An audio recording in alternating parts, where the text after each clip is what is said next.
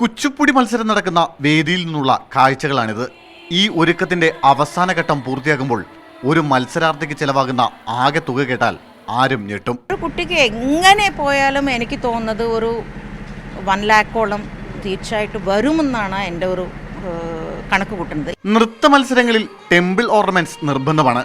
ഇത് ഒരു ജോഡിക്ക് വില 35,000 രൂപ വരെയാകും. ഉടുത്തിരിക്കുന്ന സാരിയുടെ വില 8,000 മുതൽ 15,000 രൂപ വരെയാണ്. നൃത്തച്ചുവടുകൾക്ക് പിന്നണിയായി എത്തുന്ന സംഗീതം CD-യിലായി കയ്യിൽ കിട്ടാൻ 15,000 മുതൽ 20,000 രൂപ വരെയാകും. ഇതിനൊപ്പം മേക്കപ്പ്, അധ്യാപകന്റെ ഫീസ് എന്നിവ കൂടിയാകുമ്പോൾ ആകെ ചെലവ് 1 ലക്ഷത്തിന് മുകളിലെത്തും. എന്നാൽ വസ്ത്രധാരണവും മേക്കപ്പും വിധിയെ സ്വാധീനിക്കുന്ന ഘടകമാണെന്ന തിരിച്ചറിവ് പണമൊഴുക്കാൻ രക്ഷിതാക്കളെ നിർബന്ധിതരാക്കുന്നു. സാമ്പത്തിക ഇനത്തൊരു വിഷയമാണ്. കാരണം വെച്ചാൽ ഇതിനകത്തൊരു ട്രെൻഡൊക്കെ മാറി വരികയാണ്. കാരണം ഇതിൻ്റെ കോസ്റ്റ്യൂംസൊക്കെ ധാരാളമായിട്ട് ചേഞ്ചസ് വരുന്നുണ്ട്. അതുകൊണ്ട് ഈ ജഡ്ജസിൻ്റെയൊക്കെ അപ്രോച്ചൊക്കെ ചിലപ്പോൾ ആ ഒരു വ്യൂവിലേക്ക് പോകാം. കാരണം ജഡ്ജ്മെൻ്റാണ്, ചിലപ്പോൾ അവരുടെ ഒരു വ്യൂവിലേക്ക് പോകാം. അതുകൊണ്ട് ചിലപ്പോൾ ഇത് പൈസ ചിലവാക്കാൻ പറ്റാത്തവർ പിന്തള്ളപ്പെടുന്ന ഒരു സാഹചര്യമുണ്ട്.